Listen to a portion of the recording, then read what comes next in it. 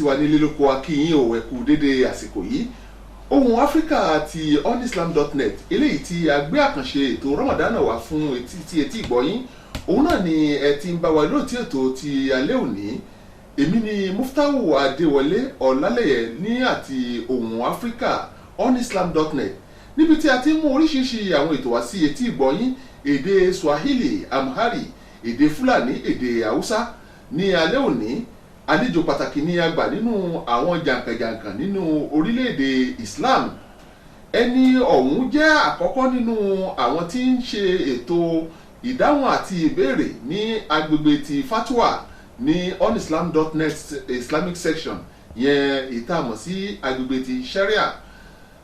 Àlejò wa ti alẹ́ òní àwọn náà ni ọ̀mọ̀wé Wahil Shihab tí ó jẹ́ ọ̀mọ̀wé ní ọ̀nà ti ìmọ̀ ṣẹ̀ríà àti ìdáhùn àti ìbéèrè fún ẹ̀ka tí a wà. Bákan náà ni ọ̀mọ̀wé Wahil jẹ́ ọ̀kan nínú àwọn tó jẹ́ pé wọ́n ń ṣe àgbékalẹ̀ àti àgbéyẹ̀wò oríṣiríṣi nǹkan òfin Islam. A kí ọ̀mọ̀wé wa Wahil Said pé assalamu alaikum wa rahmatullahi ta'ala wa barakatuh. Alaikum assalam wa rahmatullahi wa barakatuh. Bismillahir rahmanir rahim. Alhamdulillahi rabbil alamin. والصلاة والسلام على أشرف الأنبياء سيدنا محمد وعلى آله وصحبه ومن تبعهم بإحسان إلى يوم الدين. First of all, let me congratulate Muslims in Africa and every part of the world with coming of the month of Ramadan, saying Ramadan Kareem. I think Ramadan is a chance for every Muslim to bring himself or herself closer to Allah Almighty. It's the month of the Quran, it's the month of fasting, it's the month of i'tikaf, it's the month of keeping good relations with one's relatives. So we all have to seize the chance of the month of Ramadan, to know more about Islam, to bring ourselves closer to Allah Almighty. Àlejò wa pàtàkì tí alẹ́ òní ọ̀mọ̀wé Wahil ń kí gbogbo wa pé ìkẹ́ Ọlọ́run àti Ọlọ́run ọba tí orí àjẹjẹ tán rẹ̀ kí ó máa bá wa. Bákan náà ni ó kí wa pé a kú àjọ̀dún àti ayọ̀ oṣù Ramadan, oṣù tó jẹ́ pé òun ní mú ni súnmọ́ Ọlọ́run ọba, oṣù tí ń jẹ́ ká mọ̀ báwo ni ó ṣe yẹ kí a máa súnmọ́ àwọn ẹbí wa, báwo ni ó ṣe yẹ ká ṣe dáadáa. Bákan náà ni ọ̀mọ̀wé Wahil sọ pé pàtàkì ní oṣù Ramadan nítorí pé inú rẹ̀ ni a ó ti máa ka ọ̀rọ̀ Ọlọ́run ọba Al-Qur'ani alápọ̀lé eléyìí tí ó máa fi wá mọ̀nà. Ṣebí gbogbo ẹni tí ó bá rí Al-Qur'ani tí ò bá kà tàbí ẹni tí ò bá tẹ̀lé ìlànà rẹ̀ onítọ̀hún kò ní mọ̀nà rárá. A dúpẹ́ lọ́wọ́ ọ̀mọ̀wé wa. Ẹ ṣé púpọ̀.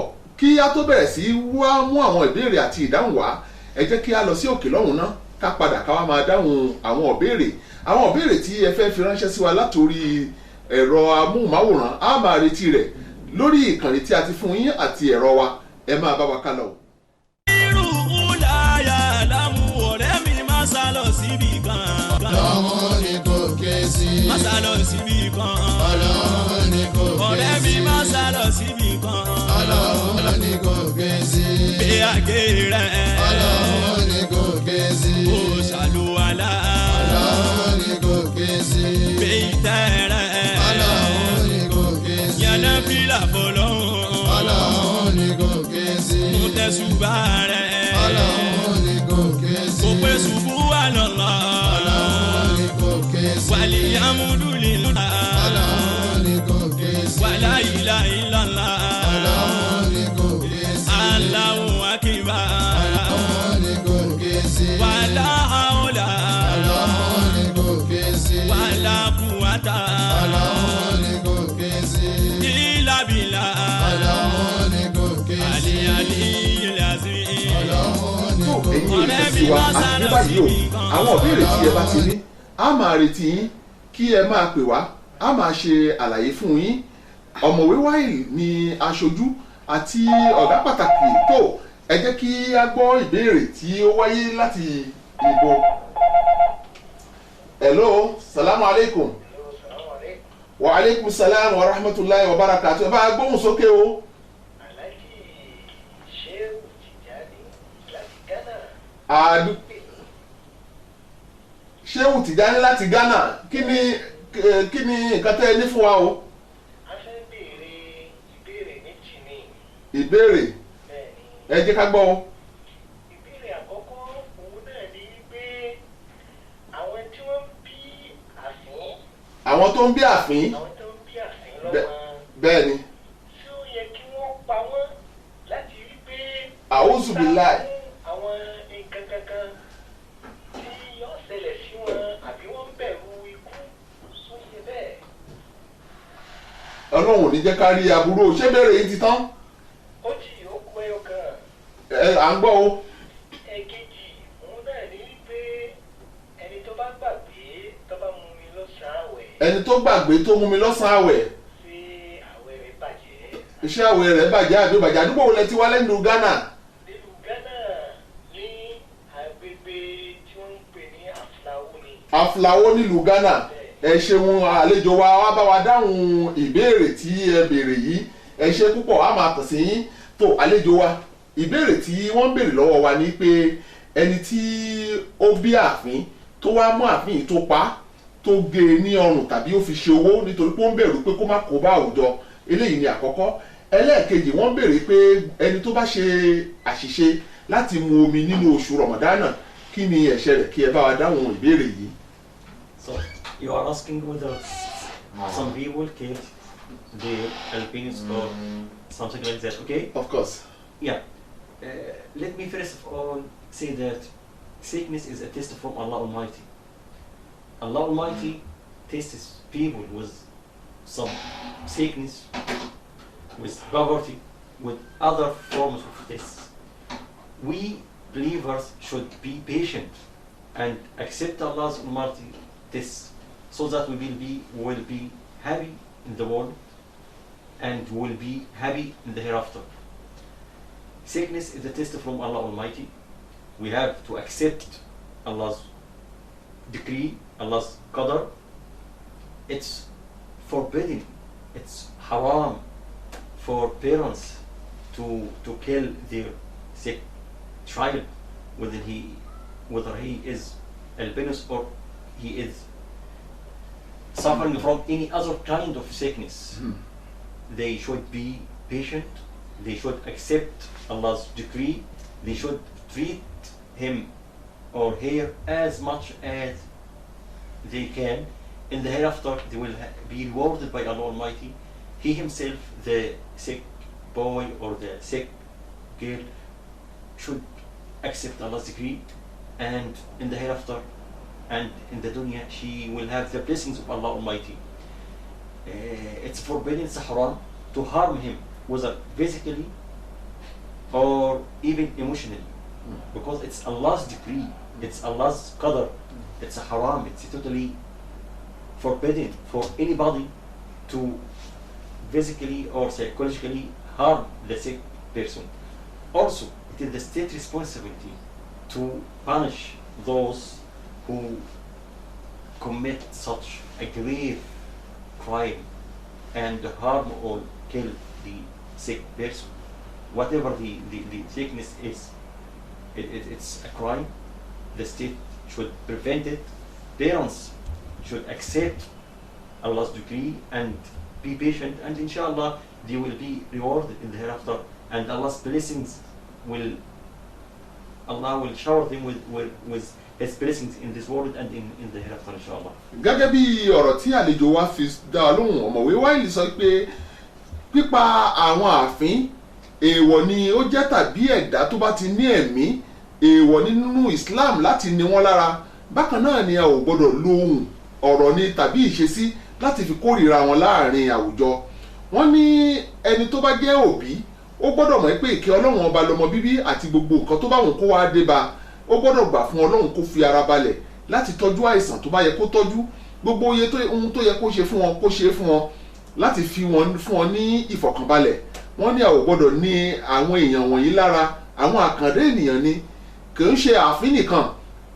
Gbogbo àwọn àkàndé ènìyàn tí Ọlọ́run bá ti fún àwọn tó fún, kí wọ́n tọ́jú wọn bó ṣe yẹ kí wọ́n tọ́jú wọn, kán fún wọn lóògùn. Kò sí àìsàn kan tí ò ní òògùn tirẹ̀. Bákan náà ó ń bẹ nínú aáwọ̀ lọ́rùn, ó ń bẹ nínú ọ̀ranyàn ìjọba tó bá ń bẹ lórí àlééfà láti pèsè owó tó bá yẹ láti fi ṣe ìtọ́jú àwọn tí wọ́n bá ní ààbọ̀ ara tàbí àwọn ààfin tàbí àwọn mìíràn. A ò gbọ́dọ̀ pa ọmọ nítorí pé à ń wọ owó, tàbí kí wọ́n sọ pé ẹnìkan ni wọ́n fi ń ṣòwò, ẹnìkan ni wọ́n fi ń ṣe nǹkan tí ò dáa. Eléyìí tí ń ṣẹlẹ̀ láwọn ìlú Áfíríkà, ìdáhùn rẹ̀ ní pé a kò gba eléyìí wọlé. Àlejò wa nínú ìbéèrè ẹlẹ́ẹ̀kejì wọ́n ní tí èèyàn bá wà nínú àwẹ̀ tó bá ṣèṣì mu omi nínú ọ̀sán àwẹ̀ ṣé yóò gba àwẹ̀ yí padà ní àbí àwẹ̀ rẹ̀ ti tán. Yeah, the question is if somebody drank water or ate food while fasting. Yeah. Right. Okay. First of all, we have to know that Islam is a religion of mercy. It's a religion of rahmah. Therefore, people will not be held accountable for what they do because of forgetfulness or because of coercion or if they do something by mistake. It's stated in Hadith, Prophet Muhammad, peace be on him, said that my ummah will not be accountable for things they do because of forgetfulness or if they do it by mistake or out of coercion. That's generally speaking.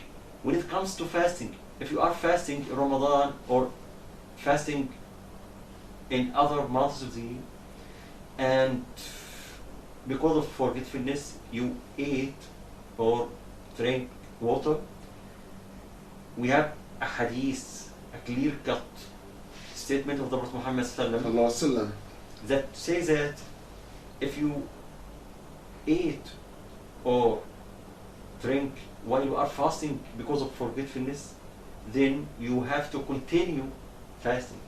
It's Allah's blessings for you. It's Allah's gift for you.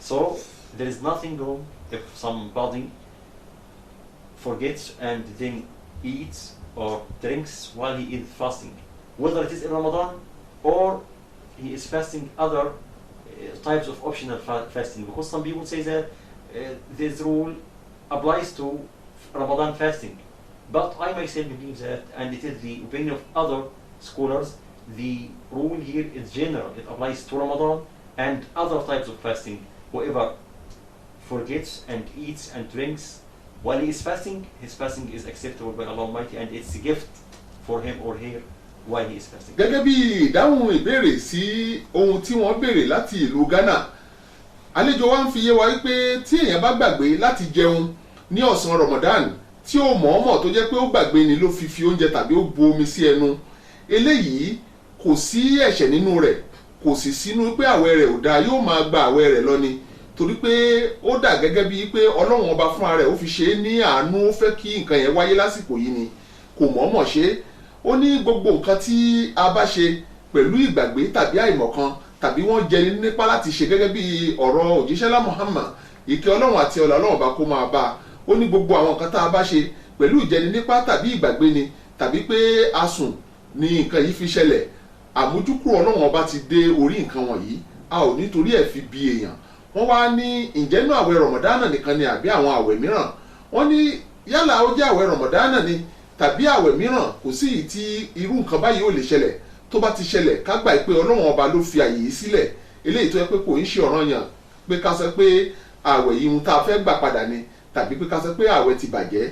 Wọ́n ní àwọn míì sọ nínú àwọn àáfàá, wọ́n ṣe oríṣiríṣi àríyànjiyàn lórí rẹ̀, ṣùgbọ́n ibi tí gbogbo ẹ̀ forí tì sí ni pé ẹni tó bá jẹun lọ́sàn-án àwẹ̀ tí kò mọ̀, tó yẹ pé àìmọ̀ ni ó fi, pàápàá jùlọ bí èèyàn bá sùn tó kàn jí tó ti jẹ́nu ìṣesí rẹ̀ níbẹ̀rẹ̀ Ramadan, tó kàn jí tó bá omi tó gbé mu tó wá rántí kó máa bá àwẹ̀ rẹ̀ lọ wò, kò sí àléébù kankan nínú rẹ̀.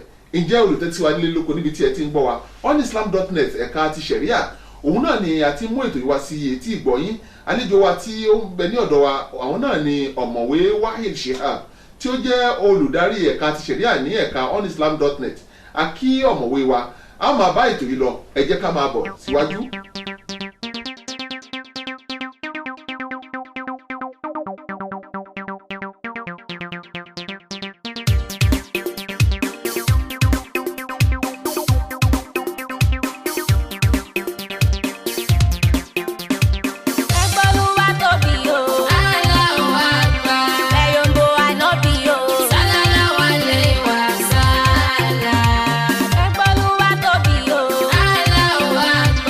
Ẹ̀yọ̀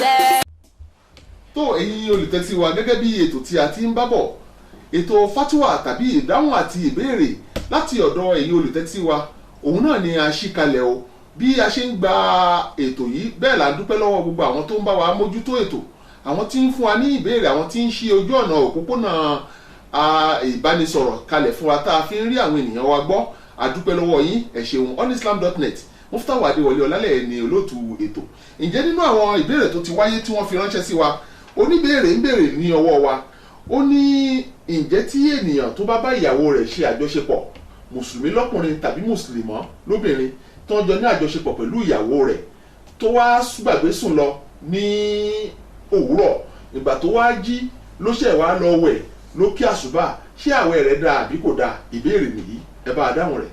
Okay. Let me first of all say that during the month of Ramadan, in the daytime of Ramadan, while a person is fasting, he is not allowed to have sexual intercourse with them. It breaks the fast.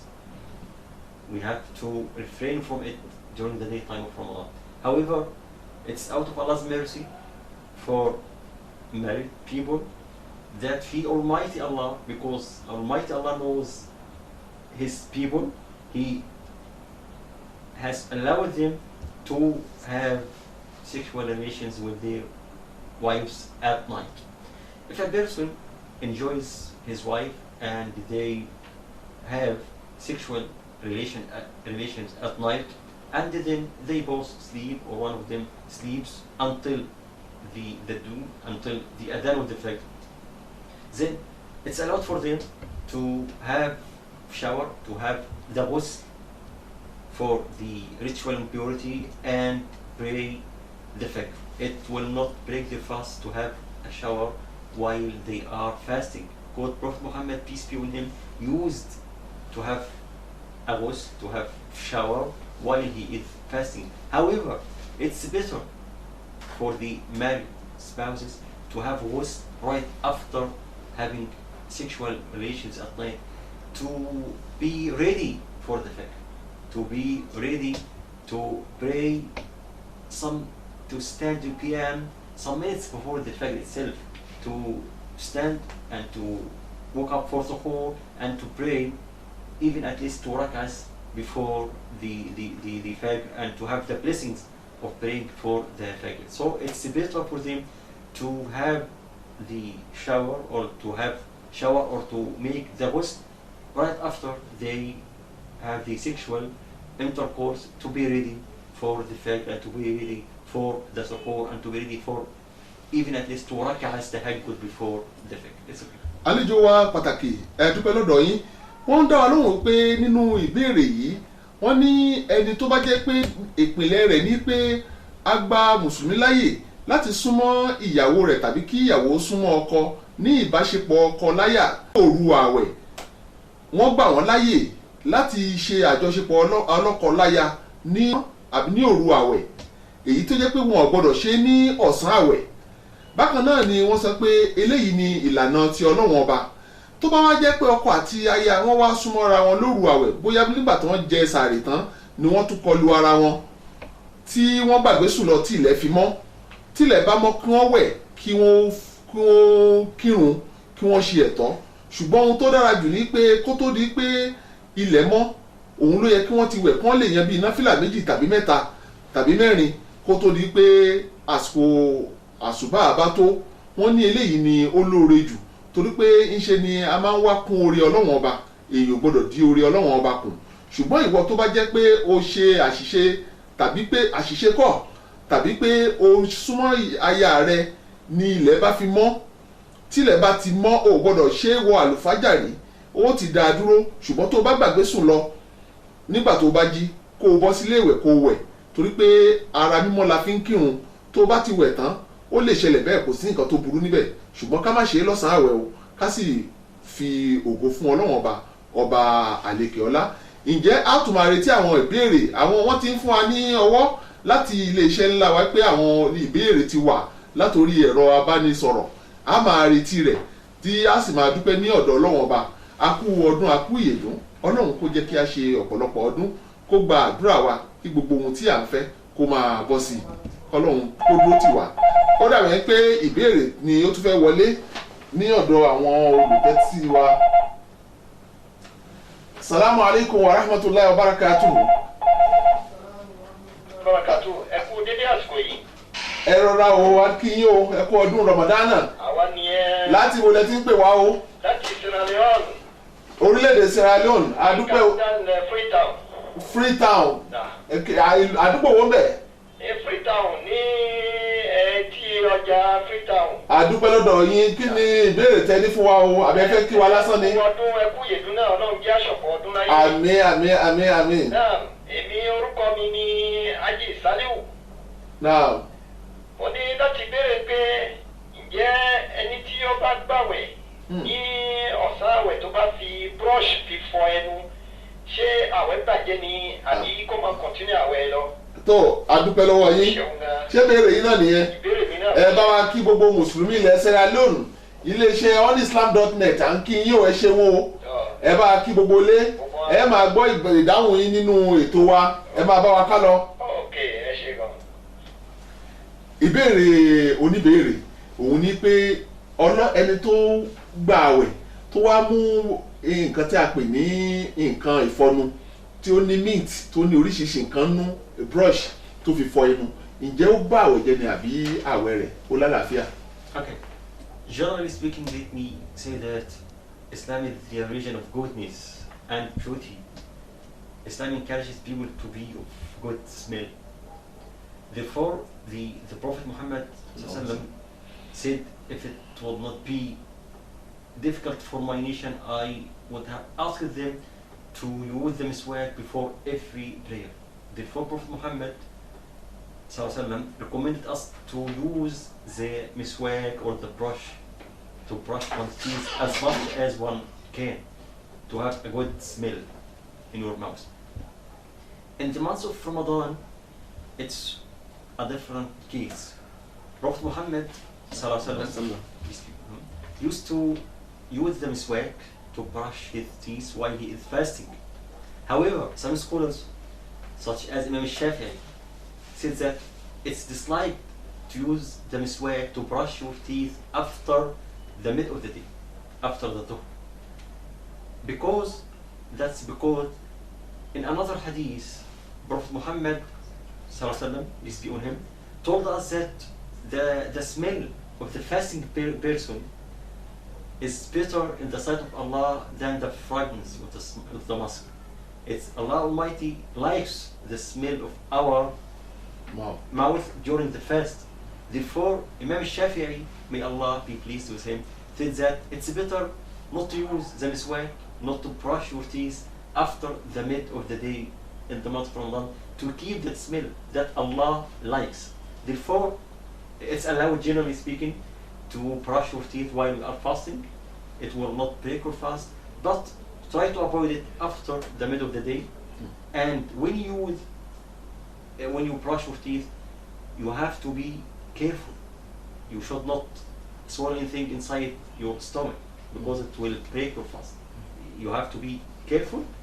You may use the miswak or any type that you want of our modern day. You brush your teeth, but be careful lest something may go inside your stomach that may break your fast. Adúpẹ́ lọ́wọ́ àlejò wa. Ìdáhùn sí ìbéèrè tí wọ́n béèrè láti ìlú Sierra Leone. Ìbéèrè yìí wọ́n sọ fún wa pé ní òdodo ló jẹ́ pé Ọlọ́run sọ pé ní Ànábì sọ pé Ọlọ́run fẹ́ràn òórùn ẹnu aláàwẹ̀ tó bá gba àwẹ̀ ju òórùn àrìmísìkí lọ. Bẹ́ẹ̀ ni lóòótọ́, ṣùgbọ́n tí a bá fọnu wọ́n ní nǹkan tí ó dára púpọ̀ nítorí pé Islam ẹ̀sìn mímọ́ ni. Wọ́n wá sọ pé Imam Shafi'i ó mú ní àbá nínú ọ̀rọ̀ rẹ̀ wáyé pé kí á jẹ́ kó di tí ó bá di kó tó di àsìkò zuri òun náà ni a lè fọnu yìí, tó bá ti dẹ̀yìn zuri ká fi sílẹ̀ ká má fọnu mọ́ torí pé òórùn ẹnu aláwẹ̀ ó dáa ju òórùn àlùmísìkì lọ. Bákan náà ni a ó fi yé wa pé ọ̀pọ̀lọpọ̀ àwọn ènìyàn ní iṣẹ́ wọn kò gbà pé kí wọ́n fi ẹnu sílẹ̀ láì fọ̀, gẹ́gẹ́ bí àwọn tó bá ń ṣe iṣẹ́ tó jọmọ́ iṣẹ́ ìbáṣepọ̀ pẹ̀lú àwọn ènìyàn tí wọ́n wà ní àwọn iléeṣẹ́ ńláńlá, iléeṣẹ́ kéréje káàkiri. Islam ò gba ìdọ̀tí láyè rárá bí kò ṣe pé Islam gbà kí a máa wà ní ìmọ́tótó ní gbogbo ìgbà. Ẹni tó wà ní àwọn ipò tó yẹ pé ó ní àjọṣepọ̀ tààrà pẹ̀lú àwọn ènìyàn tí ó máa bá wọn sọ̀rọ̀ tí ó sì máa fi ara rò wọ́n, kò sí nǹkan tó burú kó fọ ẹnu. Ṣùgbọ́n tó bá fẹ́ fọ ẹnu yìí wọ́n ní àwọn nǹkan kan láó ṣe àkíyèsí rẹ̀. Òun ní pé kò gbọdọ̀ gbé àwọn nǹkan tí wọ́n ní kó fi fọnu yìí kò gbọdọ̀ gbé mì, torí tó bá gbé mì ó wà nípò wípé ó ti jẹun tàbí kó ti ba àwẹ̀ jẹ́. Tó bá ti fọ̀ ọ́ tán kó tú dànù, kó sì fi omi yọ ẹnu rẹ̀, kó sì tún ara ṣe. Ìmọ́tótó ó borí àrùn mọ́lẹ̀ gẹ́gẹ́ bí ọyẹ́ ṣe ń borí ooru. Islam ẹ̀sìn ìrọ̀rùn ní ẹ̀sìn àlàáfíà eléyìí tí a dúpẹ́ ní ọ̀dọ̀ Ọlọ́run. Oríṣiríṣi àwọn ìbéèrè àti àwọn ìpeni láti òkèrè ló ti wáyé tó jẹ́ pé ó yẹ kí a dáhùn, ṣùgbọ́n àyè ò lè gbà wá láyè, àsìkò ò sí fún wa láti dáhùn àwọn nǹkan wọ̀nyí torí ètò pọ̀ tí onislam.net tó fẹ́ máa mú wa sí etí ìgbọ́yín. Ìwọ̀nba bí tí a rí ìmọ̀ rèé ní alẹ́ ọjọ́ òní. Mufutau Adewole Olaleye ló ń kí àlejò wa pé Dr. Wael Shihab akínyìn pé ẹ ṣeun wa salamu alaykum wa rahmatulahi wa barakatuh. Alaikum salaam wa rahmatullahi wa barakatuh. Ramadan kareem. Allah akbar.